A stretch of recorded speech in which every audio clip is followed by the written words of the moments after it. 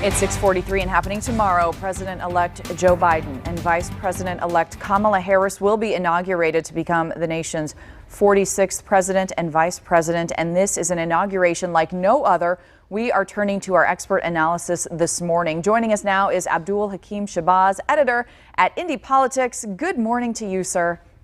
Good morning. Well, President Trump has said he won't attend the inauguration. Not a complete surprise, but how will that impact tomorrow's events, and how will history see this?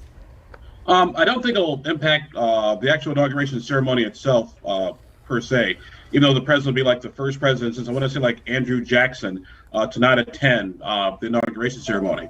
I think what's interesting though is the president sort of planning his own sort of goodbye ceremony with airplanes and a 21-gun salute. It's still unclear whether the military is going to do that. But as far as the inauguration ceremony itself goes, it's unfortunate the president won't be there, but it is what it is. Once Joe Biden is inaugurated, let's look ahead to his first few days in the office, because he has said he's going to hit the ground running. COVID-19, obviously, top priority there.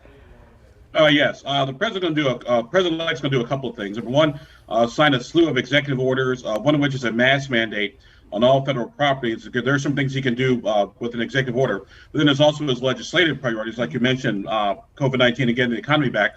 But also, he's going to be doing a massive revamp of immigration reform, as well with a path to citizenship for undocumented folks who've been here for a while. So he's going to have his hands full after he's sworn in office. Now, his cabinet picks have yet to be confirmed. What does that mean as he takes office?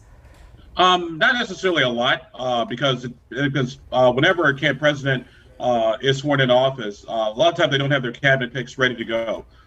What's different about this situation, though, here is that we had the contest in Georgia, and those folks won't be sworn in until, I want to say, tomorrow as well. And so that gives Democrats control of the Senate with Vice President-elect Kamala Harris, sort of the tiebreaker. So from that perspective, he will get his cabinets through. It just takes a little bit longer because the Senate was in flux for so long. I want to get back to President Trump now. Let's start with today. We expect dozens, 50 to 100, some are speculating, pardons or commutations. What are you expecting? Who are you expecting? What numbers are you expecting? And do you think that the president will pardon any of the rioters who have been charged in the Capitol riots from about 2 weeks ago? From everything I've read so far with the rioters, not necessarily, because that was just a total freak show, pardon my French there. I did hear Lil Wayne, the rapper, who had a federal gun charge, might get pardoned. I don't think there's any real rhyme or reason what the president wants to do. He just enjoys the power. And so he's got about 100 or so pardons that he could do. My guesstimation is probably about 30 to 50 of those will likely go through. And let's talk about the impeachment trial. What does that look like in the days and weeks ahead? It'll be a little while before the actual trial actually gets started, because once again, Democrats have to take over the Senate. I am not sure whether the Democrats have all the votes to get impeachment. If you don't have the votes, then it's sort of kind of like, well, what's the point in doing all this? Because right now there may be like 10 Republicans who would join in on impeachment, but you need at least 17.